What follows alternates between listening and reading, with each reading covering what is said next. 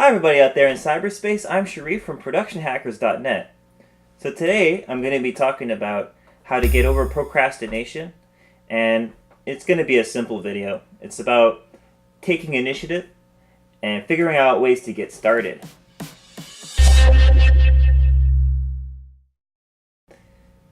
So that's it. So when you're procrastinating, or let's say you get up in the morning and you don't want to get started on the most important things you got to do, the main reason is because you're just not getting started. And the reason you're not getting started is because you're not initiating yourself. So, how are you going to get that going? So first of all, a big thing is all the resistance you get, like in your head. You get feelings, oh, you don't feel like it, your body's not there yet, you're not prepared yet, you're not mentally prepared yet, or you're distracted on something that you're doing that's different, or you're pondering what you should do, or you're doubting whether you should do what you set out for yourself to do, or you're trying to come up with new things maybe to do after having already committed to something that you already had decided that you wanted to do. But here's the key point here.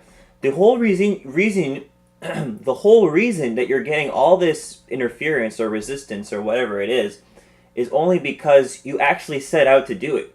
It's only because you really want to do it. It's only because you told yourself you're going to focus and be committed to do it that you're getting the cold feet. It's the same thing as when you commit to a marriage or something, and then right before you feel like you don't know if you want to do it. The reason you feel that way is because you do want to do it. It's because you did already commit to it. It's because you said you were going to do it, and because you did so much up to this point to ensure that you'd be ready and that you would commit to it.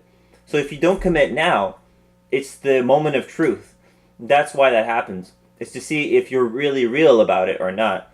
It's basically the last-ditch effort of all the things that you've built up inside, like emotionally, psychologically, and even physically, in your body and in your understanding of the world, just coming to resist that final time to see, are you really sure about that? And the most of the time, yes, you are. Like, I would say probably more than 2/3 of the time. I would say probably even 75% of the time, probably yes. And in fact, even if it's not the best decision, it's better to get started onto something. So that's the next point. So that's more of the psychological side, like the more abstract, theoretical, or principled, or valued approach. And that's just for argumentation to change the mindset. So that's one thing you can do. You can shift your mindset. So that's the first thing, shifting your mindset to just look to flip the whole thing on its side. You know what I mean? Put the whole thing around in a whole other way. Do a 180 on it. You know what I mean? Totally change it to the other way.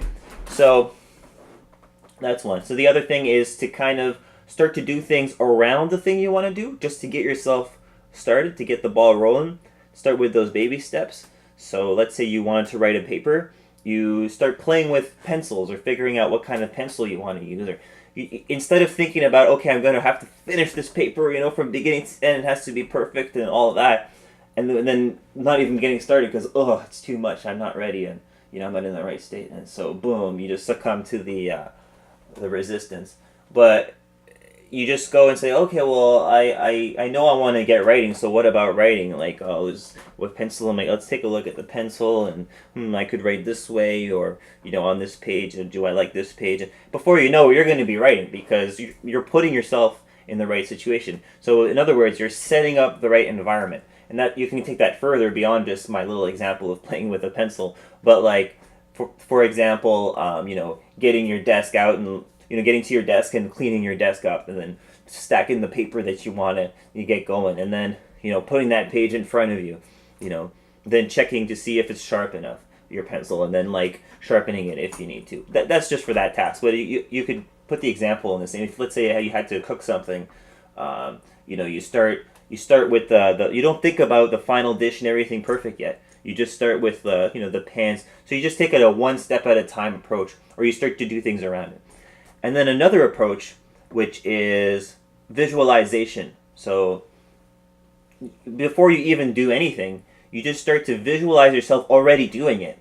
So you see that you already are writing that paper, you already are cooking that dish, you already are cleaning up your room or cleaning up your living space in your head. You see it, and then you kind of visualize how are you going to go about it and the different ways of doing it. And from there, what you're doing is you're getting yourself excited, you're getting yourself motivated, and you're priming yourself. And there's also many ways to prime yourself. Just thinking of, like that, as like you can kind of imagine like massive amounts of positive energy just overtaking all that resistance and just destroying it completely. Like you can create that. It's this is magic. And you just do that. It's like you're taking preemptive action before you're even taking action. So it's like you're taking the action in your mind. You're creating it as if you're already, boom, you've got it already made. Like this resistance, this like uncertainty, these distractions, this lack of focus, this feelings that you're not excited, you're not totally into it. All this stuff completely, boom, destroyed. Just from your own thinking. And so anyway, there's so many different approaches you can take. So I really suggest that you give it a shot for yourself. That's just off the top of my head. A few ideas I rolled around through a couple of takes here. So anyway, I hope you enjoyed that, and I'll check you out next time here on productionhackers.net. Take care.